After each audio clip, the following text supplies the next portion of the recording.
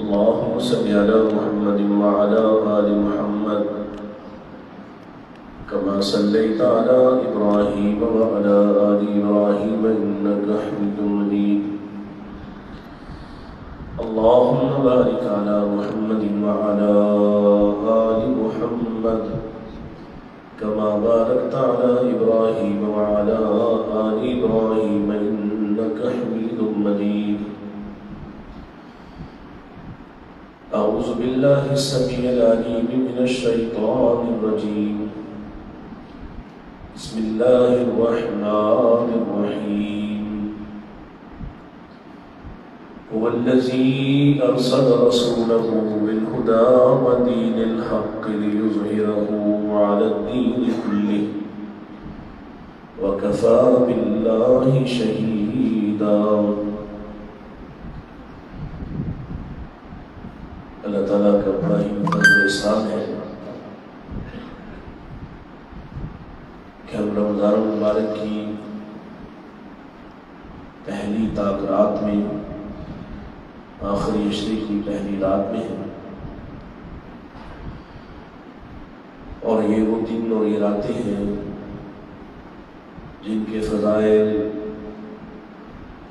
نبی مکرم صلی اللہ علیہ وسلم نے خود ارشاد فرمائے. اور ابھی برات میں اصغر زبیر بھائی آپ سے بڑی شاندار گفتگو کر رہے تھے. مسجد میں رکنے والے، اعتکاف کرنے والے مرد و زن، ان کے لیے جو فوائد ہیں ان کا ذکر ہو رہا تھا.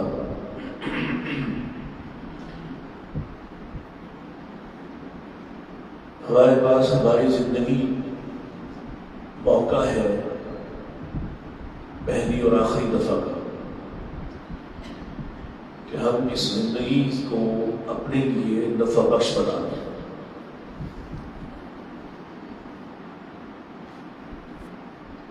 یہ نفع بخش لفظ سنتے ہی ایک دم ہمارا دھیان، ہماری توجہ ساری وہ متوجہ ہو سکتی ہے اگر اس کا تعلق ہمارے اس مال سے ہو جو دنیاوی ضرورتوں کے لیے ہمیں چاہیے ہوتا ہے. اور ہماری نظروں میں یہ نفع اس وقت کم اہم ہوتا ہے جب ہم اسے اعمال کی صورت میں اور آخرت کی کمائی کی صورت میں سامنے رکھیں. مثلا آپ تو بڑے عزیز اور محترم لوگ ہیں جو اس وقت اللہ کے گھر میں ہیں، اور اس حدیث کے مصداق کہ من قام لیلۃ القدر ایمانا واحتسابا غفر له ما تقدم من ذنبه، جو آدمی لیلۃ القدر کو قیام کرتا ہے، قائم کرتا ہے، اس نظم کو دیکھتا ہے، صرف قیام نہیں ہے، قام لیلۃ القدر ہے، وہ اس میں کھڑا رہتا ہے، اس میں جاگتا ہے، اس میں فکر کرتا ہے، اپنا احتساب کرتا ہے، اپنے آپ کو اللہ کے سامنے پیش کرتا ہے، تلاوت کرتا ہے، گویا کہ اس رات کو جھانکتا ہے. جیسے حدیث میں اللہ کے نبی اسلام کے بارے میں آتا ہے کہ جب آخری عشرہ آتا تو اللہ کے رسول صلی اللہ علیہ وسلم احیا لیلہ وایقظ اہلہ وشد مئزرہ، آپ اپنا تہبند کس لیتے، کمر کس لیتے، گھر والوں کو جگاتے، خود جاگتے. تو جاگنے کا یہ جو عمل، جاگنے کا، بیدار ہونے کا، شعوری طور پر بیدار ہونا، اگر اس معنی میں لیا جائے کہ آپ اس نظام کو جو تاک رات میں آپ کو اپنی طرف مدعو کرتا ہے، آپ اس کو جاگتے ہیں، جگاتے ہیں، ہوش میں آ جاتے ہیں، اپنی فکر کرتے ہیں، اپنے گناہوں کو اپنے سامنے سجاتے ہیں اور دیکھتے ہیں کہ ان کی حیثیت میرے لیے کتنی خوفناک ہے اگر یہ آج معاف نہ کروائے گا. تو پھر یہ جاگنا، یہ یہاں بیٹھنا، یہ واضح نصیحت سننا انشاءاللہ آپ کو اور ہمیں فائدہ دے سکتا ہے. لیکن یہ جو فائدہ میں ذکر کر رہا ہوں تو آپ تو اچھے لوگ ہیں نا, آپ تو محترم لوگ ہیں جو مسجد میں بیٹھے ہیں. اس وقت بھی آپ دیکھیں بازار بھرے ہوئے, ہم پورے شہر سے بھی گزر کے آئے ہیں, لگ ہی نہیں رہا کہ یہاں رات ہوئی ہے. اور رات ہوئی ہے تو لوگ اپنی اپنی گلی محلے کی قریبی مساجد میں جاتے اور اللہ سے رجوع کرتے. ایسا نہیں لگ رہا باہر گھوم پھر کے, آپ کو لگتا ہے کہ, اور ایسا ہی ہے کہ یہاں کم تعداد ہے وہاں زیادہ ہے. اور اگر کہیں باہر جا کے حضرت ابو ہریرہ کی طرح میں بھی اعلان کر دوں, یا محترم شیخ قاری محمد حیات ربانی صاحب اعلان کر دیں کہ وہاں نبی پاک کی وراثت تقسیم ہو رہی ہے, نفع تقسیم ہو رہا ہے, تو شاید کافی سارے نئے لوگوں کا اس طرف رخ ہو جائے. انہوں نے بھی, حضرت ابو ہریرہ نے بھی مدینہ کے بازار میں کھڑے ہو کے کہا تھا کہ اے اہل مدینہ, تم یہاں تجارت کر رہے ہو, یہاں کاروبار کر رہے ہو, وہاں رسول اللہ کی مسجد میں رسول اللہ کی وراثت تقسیم ہو رہی ہے. تو لوگوں نے بازار چھوڑا اور بھاگ کھڑے ہوئے اور مسجد پہنچے, اور کچھ دیر بعد حضرت ابو ہریرہ وہی بازار میں کھڑے ہیں, یہ واپس آئے اور آگے طرح طرح کے شکوے کرنے لگے. ابو ہریرہ آپ کیسے آدمی ہیں, آپ تو اتنے اچھے اور بڑے آدمی, اور آپ نے ہم سے کیسی بات کی ہے, وہاں تو ایسی کوئی بات نہیں ہو رہی, وہاں تو کوئی وراثت تقسیم نہیں ہو رہی. تو آپ نے ان سے پوچھا کہ وہاں کیا ہو رہا تھا؟ کہنے لگے وہاں کچھ لوگ ذکر اذکار کر رہے تھے, کچھ لوگ تنہا بیٹھے ہوئے تھے, کچھ لوگ آپس میں دلائل شرعیہ کا, قرآن و سنت کا تبادلہ گفتگو کر رہے تھے. تو حضرت ابو ہریرہ فرماتے ہیں اللہ کے بندو, یہی تو رسول اللہ کی وراثت تھی جو وہاں تقسیم ہو رہی تھی. تو ابھی ہمیں یہ جو بات ابھی سمجھ نہیں آ رہی, لیکن اگر کہیں بازار میں جا کے ہم یہ کہیں کہ جناب وہاں پہ بڑا نفع بخش کوئی بات ہو رہی ہے, ایسے راز بیان کیے جا رہے ہیں, تو شاید کچھ لوگوں کا اور زیادہ رش اور رخ ہو جائے مسجد کی طرف. تو اپنے نفع کو نفع بخش زندگی میں پہچاننا یہ بڑا ضروری ہے. وگرنہ قرآن مجید میں مشرکین کی, منافقین کی, کفار کی حسرتیں بھری ہوئی ہیں. جو وہ کہیں گے, ابھی جا کے کہیں گے, کچھ تو کہہ رہے ہوں گے جا کے, اور کچھ ابھی کہیں گے. جیسے قرآن کہتا ہے, 14واں پارہ ہے, پہلی ہی آیت ہے, ربما یود الذین کفروا لو کانوا مسلمین. کافر دیکھیں گے مسلمانوں کو, ان سے سوال بھی نہیں ہوا, ان سے حساب ہی نہیں ہوا, ان کی کوتاہیوں کو بھی معاف کر دیا گیا ہے, اور یہ جنت میں جا رہے ہیں, اور ہم یہاں سڑ رہے ہیں.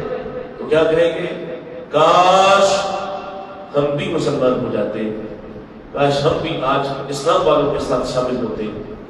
تو بے شمار ایسے لوگ ہوں گے جو اسلام پر ہونے کے باوجود بھی حسرتیں محسوس کریں گے جب ان کا حساب ہو, جب ان سے ایک ایک بات, ایک ایک پائی کا پوچھا جائے, جب احتساب ہوگا.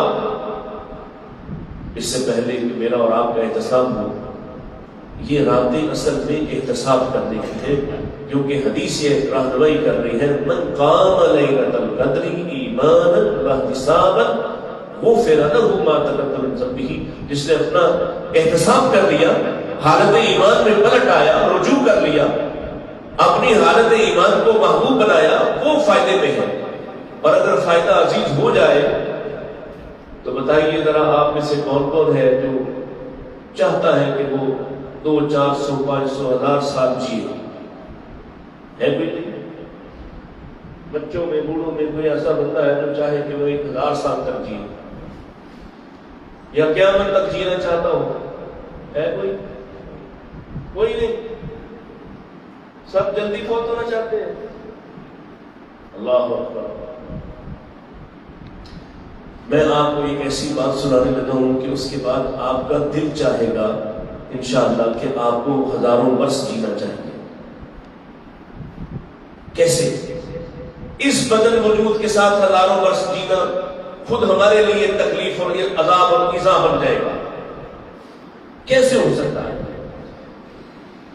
غالباً امام یحییٰ بن معین سے پوچھا گیا کہ وہ بدنصیب کون ہے جس کو بد نصیب کہا جاتا ہے. بد نصیب کون ہے؟ بدبخت کون ہے؟ فرمایا وہ آدمی جس کے مرتے ہی اس کی زندگی کا انقطاع ہو جائے، زندگی ختم ہو جائے. اور وہ خوش نصیب آدمی ہے جو جیتے ہوئے بھی زندہ ہے اور زندہ رہنے کے ساتھ ساتھ ایسے کچھ کام کرتا ہے کہ جس دن مرنے کا اعلان ہوتا ہے اس کے بعد بھی اس کی زندگی جاری رہتی ہے. وہ کیسے جاری رہتی ہے؟ پتہ ہے، اس مسجد کے بانی غالباً شیخ منظور صاحب تھے، ایسے ہی ایک صاحب تھے، ان کو فوت ہوئے کتنا عرصہ ہو گیا؟ 14 سال. تو کیا خیال ہے شیخ صاحب کی زندگی جاری ہے یا نہیں؟ انہوں نے جتنی مساجد بنائی، انہوں نے جتنی مساجد بنائی، انہوں نے یا فضل حق صاحب یا اسی طرح سے دیگر بزرگ، دیگر اکابر، انہوں نے جتنے ادارے قائم کیے، یہ نیت کا معاملہ ان کا اور ان کے رب کا ہے. وہ ہمیں نہیں پتا، وہ ہمیں نہیں پتا. نہ ہمارے پاس یہ اختیار ہے کہ آج اس مسجد کو قاری حیات صاحب نے ماشاءاللہ تعمیر کیا، اثر نو ایک بڑا ادارہ اس میں تبدیل کر دیا، محنت لگائی، زندگی لگائی. شیخ کی نیت کیسی کیسی نہیں میں نہیں جانتا، یہ فیصلہ اللہ نے کرنا ہے. میں تو ظاہر دیکھ رہا کہ کچھ سالوں سے دیکھ رہا، آج نیا منظر دیکھا ہے، دل انتہائی خوش ہے. اس کا فیصلہ اللہ نے کرنا کہ ان کی نیت کیسی، یا اس سے پہلے جنہوں نے بنائی ان کی نیت کیسی. لیکن جب ہم اگلے 20 30 50 سالوں بعد یہاں نہیں ہوں گے اور اس کے بعد یہ مسجد یہ ادارہ لوگوں کی خدمت کر رہا ہوگا، تو کیا خیال ہے زندگی چل رہی ہوگی کہ نہیں، اور صدیوں چل رہی ہوگی کہ نہیں، اور اس کو زوال نہیں انشاءاللہ. یہ مسلمان ملکوں کے اندر بننے والی مساجد انشاءاللہ محفوظ بھی نہیں ہے. اور اگر بہت ہی کوئی شر کا زمانہ آ گیا جس شر کے بعد انشاءاللہ پھر خیر آئے گی، تو خیر کے زمانوں میں پھر ان کو بحال ہونا پڑے گا. اور اگر آخری شر آ گیا جس کے بعد قیامت ہے، تو اس سے پہلے پہلے کتنی صدیاں بیتے گی ہمیں نہیں پتا. ہم نے جس عمل کی بنیاد اخلاص کے ساتھ رکھ دی، ہم نے خیر کا دروازہ کھولا، وہ جب تک خیر بانٹے گا. آپ گئے دن لیے تو آپ نے خود سی بات کہہ دی. آئیے رسول اکرم صلی اللہ علیہ وسلم کی حدیث سنتے ہیں. آپ ارشاد فرماتے ہیں اذا مات الانسان او اذا مات ابن آدم، ابن آدم جب موت کے حوالے ہوتا ہے، مرتا ہے انسان، جب فوت ہوتا ہے، انقطع عنہ عملہ، اس کے سارے اعمال اس سے کٹ جاتے، ختم ہو جاتے، اس کا سلسلہ اعمال بند ہو جاتا ہے، اس کا نامہ اعمال بند کر دیا جاتا ہے. الا من ثلاث، مگر 3 رستے، 3 دروازے، 3 چیزیں باقی رہتی ہیں. کون سی؟ صدقۃ جاریہ، جاری رہنے والا صدقہ، جاری رہنے والا. ہم نے سمجھا سب سے بھاری صدقہ وہ ہے جان کا صدقہ. یہ پتہ نہیں کس نے سکھایا ان کو، وہ بھی کالے بکرے کا صدقہ، کہ یہ بڑا قیمتی ہوتا ہے اور اس سے بڑے فائدے ہوتے ہیں. اور اللہ کی قسم ہے، اللہ کو دیا جانے والا صدقہ تو ویسے سارے کا سارے ہی بہترین ہے. اس کے نبی نے فرمایا من تصدق بعدل تمر من کسب طیب، ایک کھجور کے برابر بھی اگر کوئی آدمی صدقہ کرتا ہے پاکیزہ مال میں سے، اللہ اس کو اپنے دائنے ہاتھ سے قبول کرتا ہے. اور اللہ کے ہاتھ ساری دائنے ہیں، اللہ کے دونوں ہاتھ ہی دائنے ہیں، وہ دائنے ہاتھ سے قبول کرتا ہے، پھر اس کو پالتا ہے. کما یربیہا، جیسے تم میں سے کوئی پالتا ہے اپنی گھوڑی کے بچے کو بڑی توجہ سے، بڑی محبت سے، اور پھر اس کو ایک پہاڑ کی مانند کر دیتا ہے. اللہ کے ہاں تو سارے صدقے اہم ہیں، لیکن وہ صدقہ جو جاری رہے، کھانے والا صدقہ کھایا تو ختم ہو گیا، پینے والا صدقہ پیا تو ختم ہو گیا، پہنانے والا صدقہ کیا پہنا تو ختم ہو گیا. اس سب کو زوال ہے. جو چیز جاری رہے، جاری رہے، جاری رہنے والا کام جو باقی رہے، جس کا سلسلہ ہے نفع اور نفع بخش معاملہ اس کا چلتا رہے. بتائیے نا، سیدنا ابراہیم نے مسجد اقصی کو تعمیر کیا نا، مسجد اقصی کو تعمیر کیا، بیت اللہ کو تعمیر کیا. بتائیے کتنے سال گزر گئے، اور کیا اس میں اب حضرت ابراہیم کو اجر مل رہا ہے یا نہیں مل رہا؟ بات تو بات ہوئی.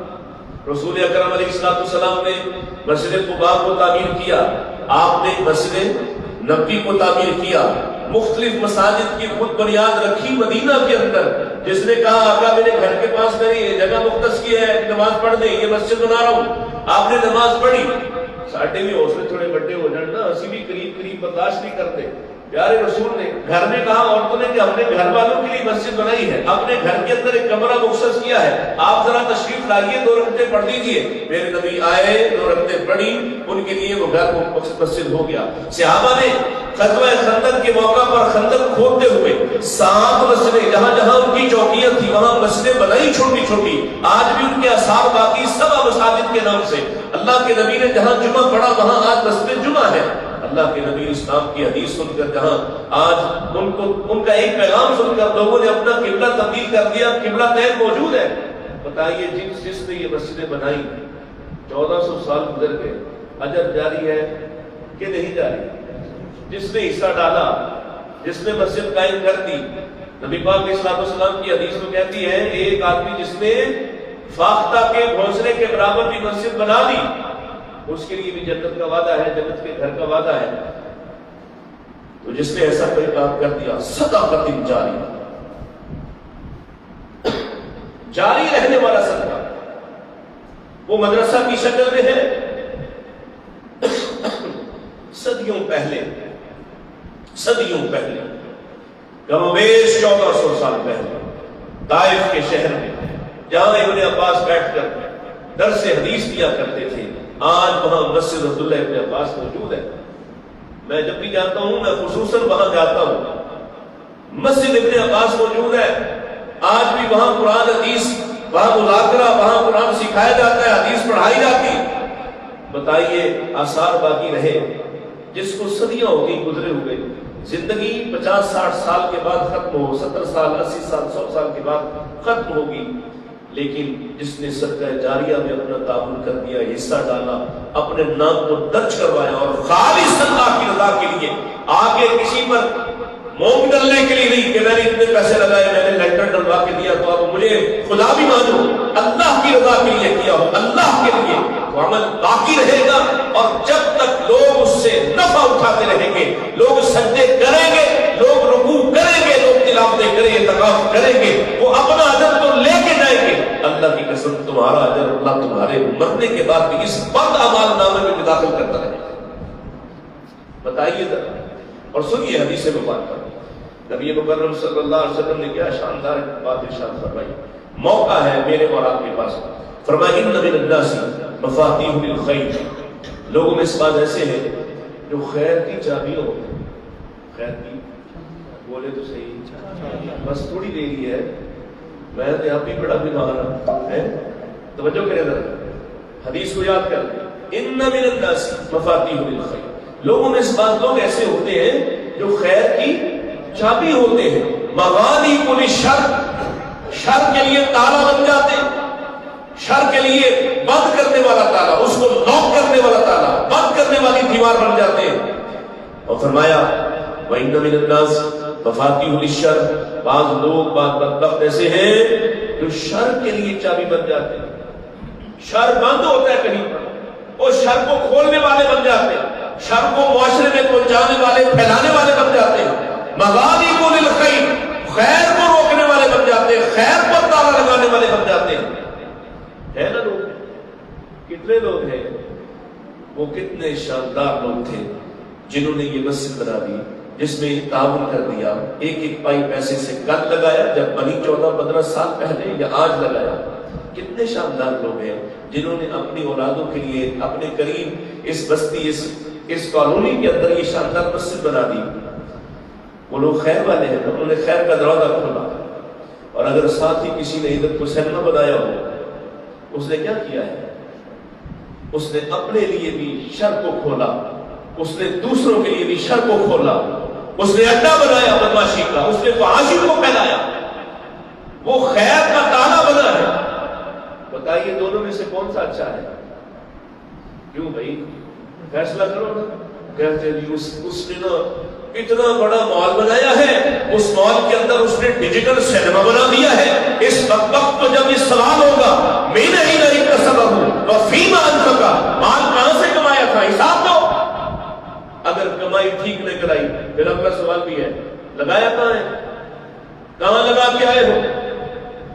کس کام پہ خرچ کیا تھا؟ دو حساب.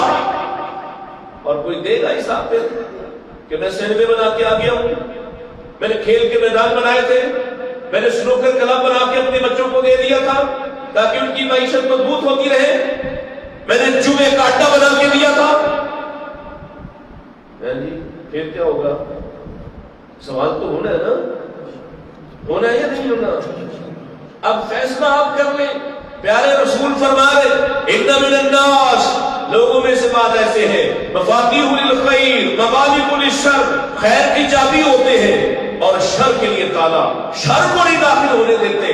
گلی والے محلے والے پسند نہیں کرتے بابا جی کو، لیکن انہیں پتا ہے اگر یہ بدماش اس گلی محلے میں داخل ہوا، آج کسی کی عزت پہ حملہ ہوگا، کل میری عزت بھی اسی طرح سے تار ہوگی. وہ سامنے دیوار بنتا ہے، وہ کسی شرابی کو گھسنے نہیں دیتا، کسی چور کو آنے نہیں دیتا، وہ دوسروں کو لٹتے ہوئے دیکھتا ہوا کچھ نہیں ہوتا.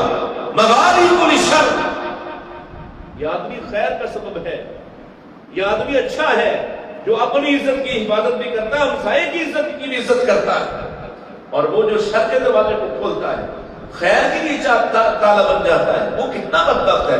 سنیے پیارے رسول فرماتے ہیں فتوبہ، اس آدمی کے لیے جنت. ایک معنی یہ ہے فتوبہ، اس آدمی کے لیے جنت کا درخت، توبہ اس کی ہمسائیگی، فتوبہ اس کے لیے بشارت جنت کی. لمن جعل اللہ علی یدیہ لمن جعل اللہ مفاتیح الخیر علی یدیہ، اس آدمی کے لیے بشارت، اس کے لیے جنت، جنت کے طرف توبہ کی ہمسائیگی، جس کے ہاتھوں کو اللہ خیر کی چابیاں بنا دے، جس کی طاقت کو، جس کے مال کو، یعنی اپنی صلاحیت بھی صحیح جگہ استعمال کرتا ہے، اپنی طاقت بھی صحیح جگہ استعمال کرتا ہے، اپنے مال بھی صحیح جگہ استعمال کرتا ہے، اللہ اس آدمی کو جنت عطا کرے گا. وَوَيْلٌ، اور اس آدمی کے لیے ہلاکت ہو، اس آدمی کے لیے تباہی ہو. وَوَيْلٌ، اس آدمی کے لیے جہنم کی ایک وادی ویل، اس کی بشارت ہو اس آدمی کو جس کے ہاتھوں کو اللہ نے شر کی چابی بنایا ہے، جو شر کھولنے والا ہے، جو جگہ جگہ شر کے اڈے قائم کرتا ہے، شر کا معاون بنتا ہے، شر کو پھیلانے والا بنتا ہے. آج کل یہ چل رہا ہے نا نظام. یہ اب بتائیں ان حالات میں کہ آئے دن ہمارے بچوں کے گلے کٹتے ہیں، جو پتنگیں بیچ رہا ہے، جو لا رہا ہے، اس کو ٹریول کروا رہا ہے، کیا خیال ہے وہ اس قتل میں، اس اندھے قتل میں شامل ہے یا نہیں؟ اور وہ شر کا دروازہ بنا یا نہیں بنا؟ سو اپنے مال کو، اپنی صلاحیت کو، اپنے وقت کو، اپنے معاملے کو، اپنی اولاد کو نیکی کے کام پر لگاؤ. اگر نیکی پہ نہیں لگاؤ گے، آپ نے اپنے بچے کو قرآن پڑھایا ہو نا، اور اس بچے کو دین کی طرف لگایا، اسے دنیا کمانے سے کوئی منع نہیں کر رہا، کوئی اس سے نہیں کہہ رہا کہ وہ عیسائیوں کی طرح راہب بن کر بھوک پیاس کاٹے، ہندوؤں کی طرح بنواس کاٹے، بال منڈوا دے اور جنگلوں میں نکل جائے. کوئی اس سے یہ نہیں چاہتا. ہرگز اس کا معنی یہ نہیں ہے آؤ قرآن سیکھو، جاؤ دنیا کے اندر اس کو استعمال کرو، اپنی زندگی کو بہترین طریقے سے گزارو، لیکن سب سے پہلا تمہارے رب کا حق ہے، اس حق کو نہ فراموش کرنا. یہ قرآن اس لیے سکھایا ہے. اس طرح سے اپنی زندگی کو گزارو. بتاؤ آپ نے جب اپنی اولاد کو نیکی کے اس کام پہ قرآن کے ساتھ جوڑا، مسجد کے ساتھ جوڑا، علماء کے ساتھ جوڑا، نیکی کے کاموں کے ساتھ جوڑا، اسے آج جب تم اپنی جیب سے نکال کے 5، 10 ہزار، لاکھ، 10 لاکھ امام کو دیتے، خطیب کو دیتے، اس کے حوالے کرتے، مسجد پہ لگاتے، مسجد کی خدمت کرتے، لاؤ اپنی اولاد کو ساتھ، دکھاؤ اس کو کہ دیکھو میرا اعتماد علماء پہ ہے، میرا اعتماد اس مسجد پہ ہے، میرا اعتماد ان لوگوں نیک لوگوں کے ساتھ میں بھی جڑا ہوا ہوں. کل میرے بعد تم بھی آ کے جڑنا. اور اگر تم نے اپنے گھر میں بلا کے حضرت کو بلایا اور دیا 50,000 اور ساتھ 50,000 کی باتیں سنائی، تو اللہ کی قسم یہ گستاخی بھی تیری نسل میں اسی طرح سے جاری ہو جائے گی. اور کل کوئی شاید دوسرا امام نہ ہو جو میری طرح یا قاری حیات صاحب کی طرح درد لے کر تیرے دروازے پہ جاتا ہو، وہ نہیں جائے گا. آنے والی نسلیں تیرے دروازے پہ نہیں جائیں گی، ہماری نسلوں میں بھی تیرے دروازے پہ کوئی نہیں جائے گا. یہ ہم تیرے محسن ہے کہ تیری باتیں سن کر بھی تجھے خیر کی طرف بلاتے ہیں. جب کوئی تیرے دروازے پہ نہ گیا تو شیطان تجھ سے یہ توفیق تو پہلے ہی چھین چکا ہے کہ تو خود آتا، تجھے بلانا نہ پڑتا، تو آ کے پوچھا کرتا حضرت کیا ضرورت ہے ادارے کی، حضرت کیا چاہیے ادارے کو، حضرت میرے گھر کی ضرورتیں پوری نہیں ہوتی، ادارہ اتنا بڑا ہے، اتنے بڑے کام کرتا ہے، بتائیے میرے ذمہ کیا کام ہے۔ یہ رواج تو ہم رخصت کر چکے۔ تو ابھی جب تمہارے پاس خیر کی کوئی پیغام جاتا ہے قبول کرو۔ اے میرے بھائی خلیل بٹ صاحب شادلہ سے، میں شادلہ والوں سے کہتا ہوں، آج مجھے لگتا ہے کہ ڈاکٹر صاحب جو ہیں وہ ہمیں فرض کہتے ہیں، لیکن اللہ کی قسم ہے جب میں ایمانداری سے خرچ کرتا ہوں اور میں صحیح جگہ لگاتا ہوں تو میں جانتا ہوں میں تمہارا محسن ہوں۔ میں جانتا ہوں کہ تم کل قیامت کے دن یہ مانو گے کہ تو نے ہمارے ساتھ نیکی کی، کہ ہمیں نیکی کے کاموں پہ لگایا۔ اگر میں تم سے کہوں لاؤ چندہ دو، میں نے سیاست کرنی ہے، تو نہ دینا۔ اور اگر یہ کوئی آر کا کام ہوتا تو کائنات پر سب سے عزیز اور سب سے محترم اور سب سے معزز محمد رسول اللہ اپنے دامن کو کبھی نہ پھیلاتا، جس کے دامن میں عثمان ڈھیر لگاتے ہیں اشرفیوں کا، اور آپ ان ہاتھوں پہ پلٹتے ہوئے کہتے ہیں ما ضر عثمان، ما ضر عثمان، آج کے بعد عثمان کو کوئی ضرورت نہیں ہے۔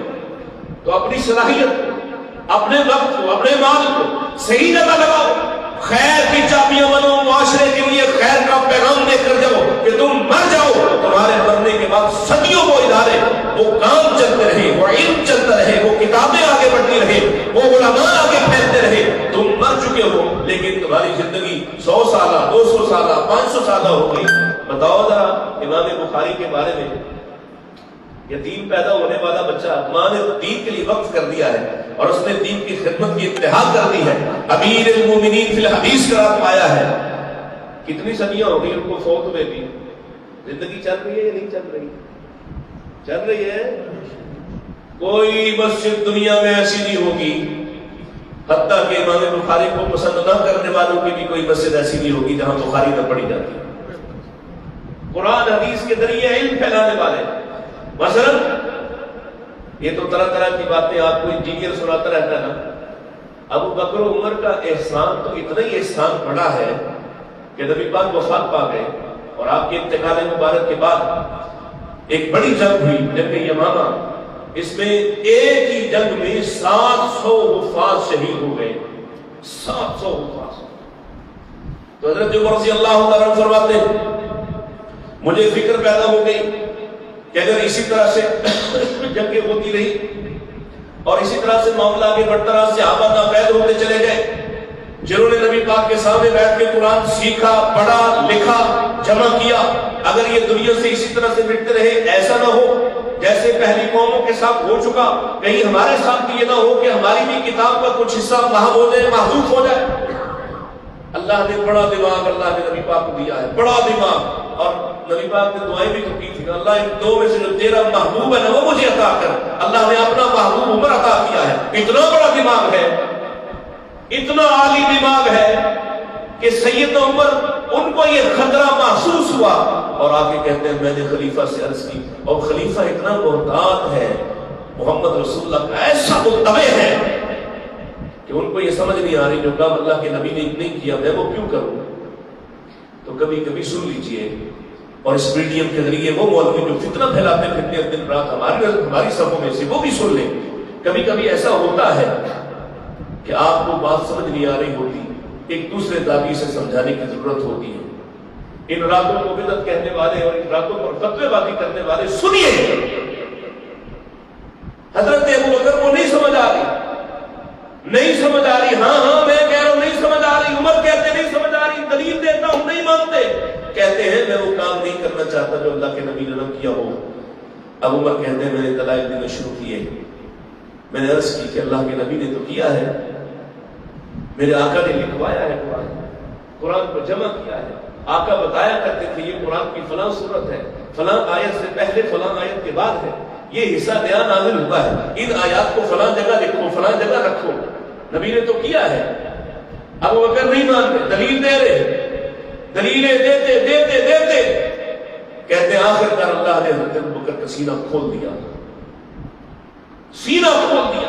کیا مطلب ہے کہ وہ بات جو پہلے ان کو سمجھ نہیں آ رہی تھی اب اللہ نے ان کے دل میں ڈال دی کہ بات درست کہہ رہے عمر کہ رسول اکرم علیہ الصلوۃ والسلام نے آپ نے فاتحہ لکھوائی، آپ نے بقرہ لکھوائی، آپ نے آل عمران لکھوائی، آپ نے یہاں سے لے کے الناس تک لکھوایا، خود لکھوایا. اور ترتیب کیا ہوتی تھی؟ لکھنے والا ایک دو بھی نہیں، آپ کے سامنے لکھنے والے کبھی کبھی 40 بیٹھے ہوتے ہیں، کبھی 20 بیٹھے ہوتے ہیں. بلا بلا کے آپ نے لوگوں کو متعین کیا ہے. ان میں سے ایک لکھنے والا حضرت ابو سفیان جب مسلمان ہو کر آئے، اپنے بیٹے امیر معاویہ کو بھی کہا اس کو بھی اپنے لکھنے والوں میں شامل کیجیے. حضرت امیر معاویہ بھی کاتب قرآن ہے، کاتب نہیں ہے. نبی پاک نے برابر ذمہ داری لگائی ان سب میں سے جو موجود ہو مجلس میں. لکھنے والے تو اس قدر لکھتے ہیں، لکھنے والا آپ بات کرتے ہیں وہ بھی لکھتا ہے، لکھنے والا آپ کوئی بات کہتے ہیں وہ بھی لکھتا ہے، آپ خاموش ہوتے ہیں وہ بھی لکھتا ہے. لوگوں نے کہا ہر بات نہ لکھا کرو، نبی پاک جو کہیں وہ لکھا کرو.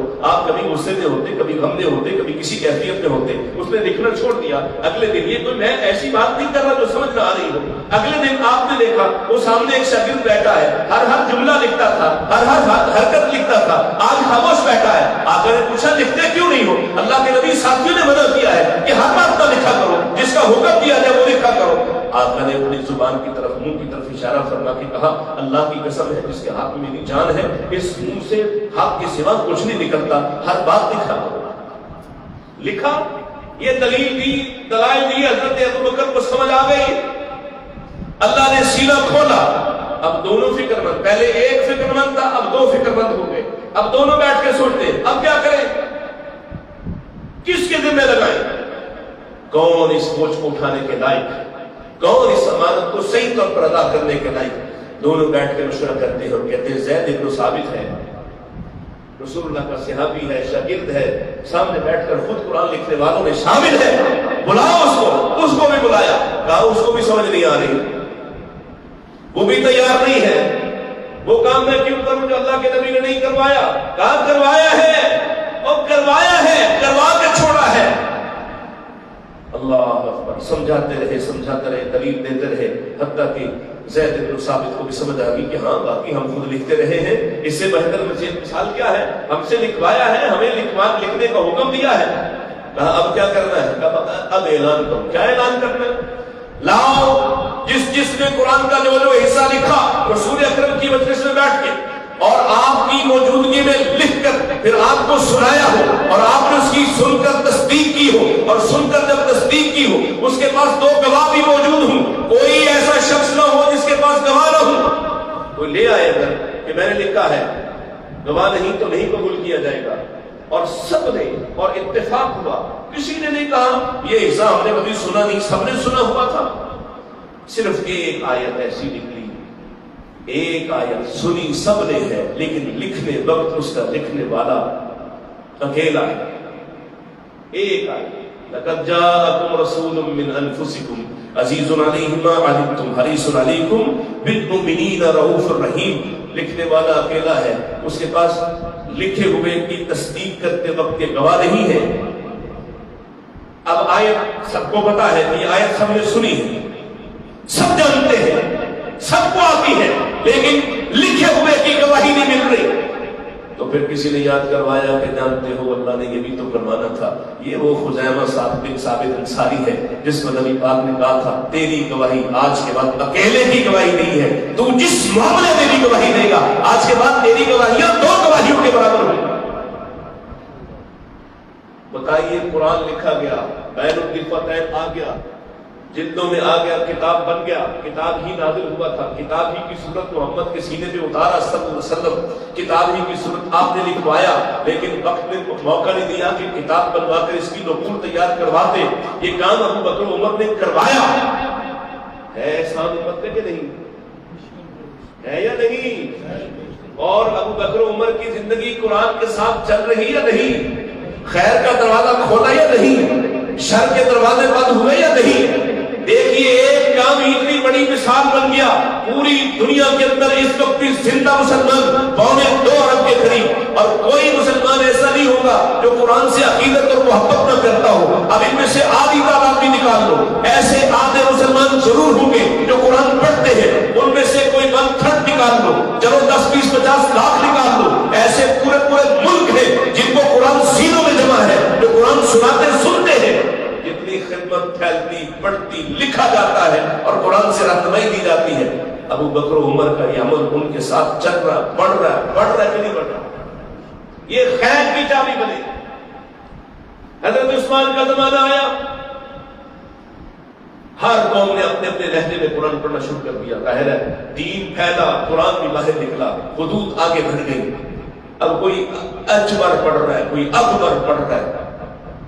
میں ایک کی مثال دیتی ہوں، آگ ہی پڑھتے، کوئی انار پڑھ رہا ہے، کوئی انیر پڑھ رہا ہے. یہ میرے بچے میرے سمجھتے بات کیا کہہ رہا ہوں. لہجوں کا فرق، لہجات کا فرق. اب پھر فتنہ زیادہ. کیا ہوتا؟ کل کو کوئی کہتا نہیں حق نیر پڑھنا ہی ہے، کوئی کہتا کہ نہیں ایچبر پڑھنا ہی حق ہے. عثمان کو اللہ نے یہ سمجھ عطا فرمائی اور یہ ذمہ داری اور کام عطا فرمایا. سید عثمان نے ساری نقول کو ضبط کر لیا اور پھر محمد رسول اللہ کے لہجے پر قرآن کو اسی طرح سے دوبارہ لکھوا کر پابندی لگا دی. آج کے بعد چھپے گا تو ایک لہجے میں پڑھو، اس لہجے میں پڑھو. بتائیے امت کے لیے خیر کا دروازہ کھولا کہ نہیں کھولا؟ امت کے لیے خیر کی چابی بنے یا نہیں بنے؟ تو میرے بھائی اللہ نے آپ کو جو صلاحیت دی ہے، جو صلاحیت دی ہے اس کو خیر کے لیے استعمال کرو. مال دیا ہے نا. اللہ اکبر. چلو بس میں آخری مثال سناتا ہوں، آپ تھک گئے ہیں. اللہ سیدنا عبد الرحمن ابن عوف، کہہ دو پھر سے کرو، ہر جملے کا فائدہ ہے. رضی اللہ تعالی. اتنا مال اللہ نے عطا کیا ہے اور نبی پاک نے یوں ہی تو نہیں کہا تھا نا. عبد الرحمن میں قیامت کے دن اپنے ساتھیوں کو تلاش کر رہا ہوں تو مجھے سب سے پہلے ابو بکر ملے گے، سب سے پہلے. اس لیے کہ نہ ابو بکر سے کوئی اعمال میں آگے ہے نہ وفا میں آگے ہے. سب سے پہلے ابو بکر ملے اللہ. اور پھر فرمایا تم کافی دیر بعد آؤ گے اور جب تم آؤ گے نا تم پسینے سے شرابور ہو گے. یا رسول اللہ ایسا کیوں ہوگا؟ فرمایا اس لیے کہ تمہارے پاس مال بڑا ہے، تم مال کا حساب دیتے ہوئے آؤ گے. اللہ کیا کرتے تھے اس مال سے؟ وہ مال جو حلال کمایا گیا. اللہ نے تجارت کا ایسا فن عطا کیا ہے، ایسا ہنر عطا کیا ہے. ہجرت کر کے مدینہ آئے ہیں، سعد بن ربیع کو بھائی بنایا گیا.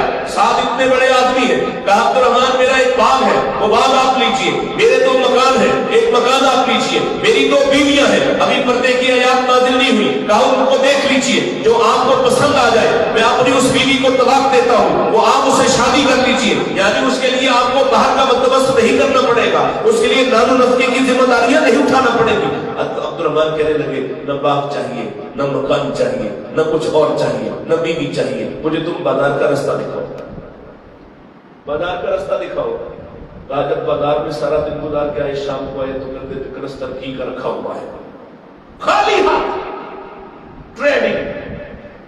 عبد الرحمن بڑی بہت بڑی مثال حلال کمانے کے لیے.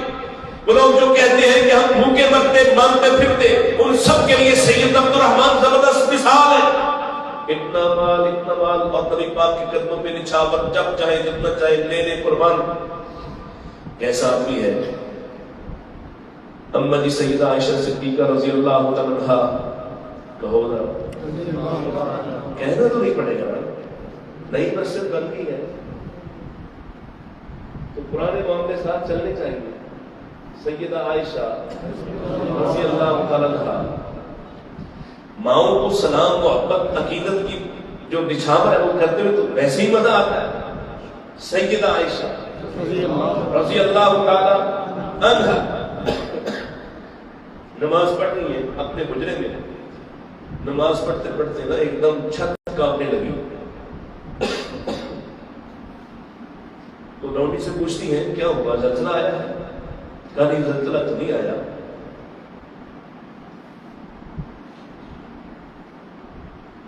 عبد الرحمن ابن عوف کا قافلہ آیا ہے مدینہ میں، اس کے اونٹوں پہ غلہ لگا ہوا ہے اور سنا 700 اونٹ ہے وہ مدینے میں داخل ہو رہے ہیں. ان کے قدموں کی دھمک سے آپ کے مکان کی چھت ہل رہی ہے. وہ بیٹھے بیٹھے کہتی ہیں عبد الرحمن سے کہو اللہ سے ڈرے.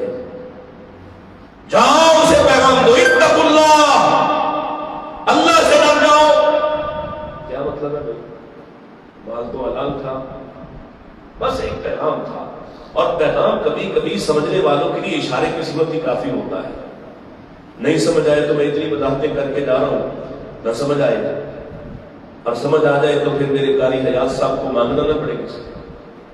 خود پیش ہو جاؤ، خود کہو ہماری جانیں حاضر رشتے دار ہے، ہم آپ کے ساتھ کھڑے ہیں، اور نقائص نکالنے والوں کی زبانوں نہ سنو۔ دین کا کام کرنا آج بھی آسان ہے؟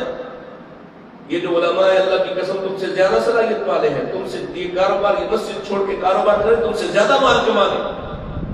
یہاں دن رات اپنا جب قربان کرتے ہیں، ٹکے ٹکے کا آدمی اٹھ کے باتیں کرتا ہے، بس کوئی بات نہیں، حیرت ہوتی ہے بات۔ تو بس پیغام دیا، ایک اشارہ کافی تھا۔ لوڈی نے جا کے کہا، اور کیا خوبصورت لوگ تھے، کہا اماں جی نے کہا ہے اتقوا اللہ، اللہ سے ڈرنا۔ کیا مطلب ہے؟ کچھ نہیں کہا، کہا چلو اماں جی نے میرے بارے میں کہا، ہاں تمہارے لیے کہا۔ آ گئے، دروازے پر دستک دی، ام المومنین، عمر میں چھوٹی ہے لیکن مقام اور مرتبے میں بہت بڑی ہے۔ کہا آپ میرے لیے پیغام بھیجا، اللہ سے ڈرنا، کیا یہی بات ہے؟ ہاں ہاں میں نہیں کہا ہے، اتنا مال اللہ نے تمہیں عطا فرمایا، اتقوا اللہ، اللہ سے ڈر جاؤ۔